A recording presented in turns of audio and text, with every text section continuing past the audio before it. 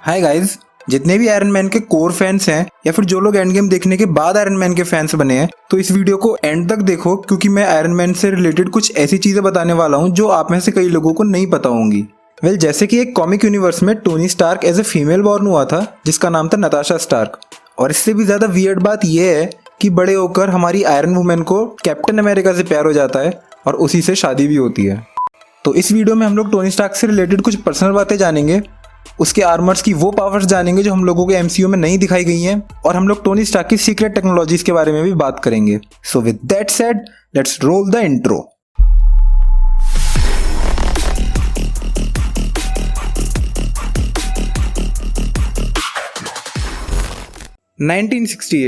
ये वो साल था जब आयरन मैन को अपना पहला अपीयरेंस मिला इन मार्वल कॉमिक्स, और इससे जस्ट 3 साल पहले ही आरडीजे का बर्थ हुआ था। ये बात तो सच है कि आरडीजे के टोनी स्टार्क का रोल प्ले करने की वजह से आयरन मैन की पॉपुलैरिटी बहुत ज्यादा बढ़ गई, बट हमेशा से ऐसा नहीं था। इनफैक्ट कॉमिक्स में कुछ टाइम तक आयरन मैन को एज ए विलन पोर्ट्रे किया गया था, जिसकी वजह से आयरन मैन को काफी हेट मिली थी।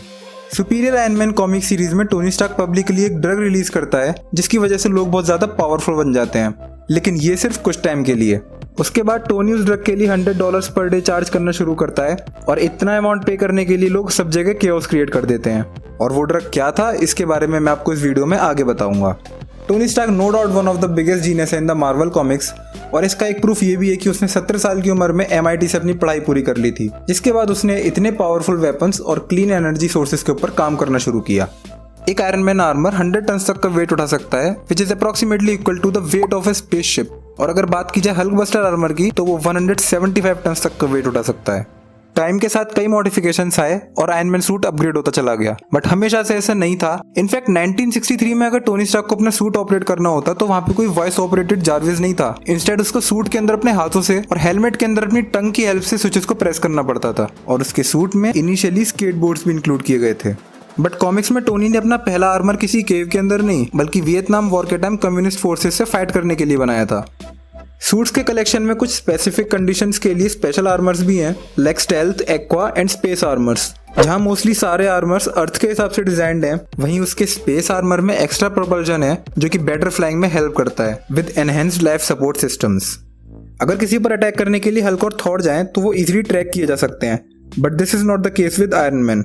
उसके कुछ आर्मर्स इनविजिबल हो सकते हैं, एंड स्पेशली उसका स्टेल्थ आर्मर जासूसी करने के लिए बनाया गया है, जिसमें बाकी आर्मर्स के कंपैरेटिवली कम वेपन्स हैं और वीक स्ट्रेंथ है, बट इसके अंदर radar absorption, ECM jamming, upgraded cameras, silent weapons and light bending जैसी टेक्नोलॉजीज इंक्लूडेड हैं, with super coolers for boot jets, ताकि सूट से निकलने वाली हीट किसी हीट डिटेक्टर में कैप्चर ना हो पाए। और टोनी के पास कुछ एक्वा सूट्स भी हैं जो 3 माइल्स अंडर वाटर जाकर बहुत बढ़िया तरह से फाइट कर सकते हैं। इनमें मूवमेंट के लिए जेट्स की जगह सबमरीन वाले सिस्टम्स यूज किए गए हैं, बट इस सूट को एक बार वुल्वरीन ने चुरा लिया था क्योंकि उसे नेमर से मिलने जाना था। एक मार्वल DC क्रॉसओवर में ग्रीन लैंटर्न और आयरन मैन को मिक्स करके आयरन लैंटर्न आर्मर बनाया गया था, जिसमें क्लासिक आयरन मैन एबिलिटीज के साथ force field, telepathy, plasma blast और एनर्जी क्रिएशन जैसी पावर्स थी। इसके अलावा कुछ ऐसी एबिलिटीज भी हैं जो MCU में कभी इंट्रोड्यूस ही नहीं की गई, लाइक आयरन मैन बैटलफील्ड्स में होलोग्राम्स क्रिएट कर सकता है ताकि वो अपने एनिमीज को कंफ्यूज कर सके।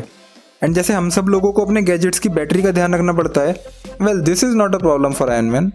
हालांकि MCU में कई बार आयरन मैन के साथ पावर फेलियर्स हुए हैं, बट कॉमिक्स में उसका आर्मर एक्सटर्नल एनर्जी से भी चार्ज हो सकता है, which include solar power and the powerful attacks from the enemies.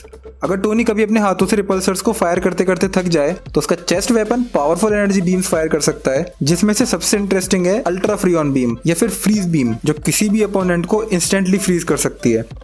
And also इस फ्रीज बीम की हेल्प से Tony sonic blast, magnetic fields and electromagnetic pulse generate कर सकता है, जिससे आसपास की सारी इलेक्ट्रिसिटी खत्म हो जाती है। अब ये तो हो गई आयरन मैन के आर्मर्स की बात। बाकी टेक्नोलॉजी पर जाने से पहले टोनी स्टार्क के बारे में कुछ पर्सनल चीजें डिस्कस करते हैं। आयरन मैन इशू 17 में एक बहुत बड़ा सीक्रेट रिवील किया गया था कि टोनी स्टार्क को एक्चुअली अडॉप्ट किया था हेवर्ड स्टार्क ने। एंड टोनी को अडॉप्ट करने से पहले उनका एक और बेटा था नेम्ड आर्नो स्टार्क, जो कि अपने पेरेंट्स की डेथ के बाद से गायब है। मैशेबल वेबसाइट ने एक बार कैलकुलेट किया था कि अगर टोनी स्टार्क के सारे फैंसी गैजेट्स को इवैल्यूएट किया जाए तो वो अराउंड $10 बिलियन के इक्वल होंगे, और अगर उसके आयरन मैन सूट को क्रिएट किया जाए तो उसकी कॉस्ट अराउंड $100 मिलियन आएगी। बट अगर कॉम्पिटिशन हो बिलियनर सुपर हीरोज का, तो अब भी टोनी स्टार्क कुछ सुपर हीरोज से पीछे है, इंक्लूडिंग बैटमैन। एक बार आयरन मैन को US का सेक्रेटरी ऑफ डिफेंस भी अपॉइंट किया गया था, क्योंकि गवर्नमेंट टोनी स्टार्क को बिना बताए उसके वेपन्स को कॉपी करना चाहती थी, but this sucked at it. And वो ऑलमोस्ट काफ़ी सारे सिटीज़ तबाह कर देते। यही रीज़न था कि उन लोगों को फाइनली टोनी स्टार्क की हेल्प लेनी पड़ी ताकि वो सारी चीज़ें संभाल सके। Well everyone can't be A pro. MCU में टोनी का मार्क 50 आर्मर नैनो टेक्नोलॉजी पर बेस्ड था, जो कि इंस्टेंटली आर्क रिएक्टर से निकलकर एक सूट की शेप ले सकता था। बट कॉमिक्स में आयरन मैन की एक्सट्रीमिस्ट टेक्नोलॉजी इन सब चीज़ों को पीछे छोड़ देती है, बिकॉज इस सूट को टोनी स्टार्क अपने बॉडी और माइंड के साथ मर्ज कर लेता है एंड नैनोटेक उसके नर्वस सिस्टम में इंटीग्रेटेड होने की वजह से वो किसी भी टाइम अपने थॉट्स की हेल्प से ही सूट को कंट्रोल कर सकता है।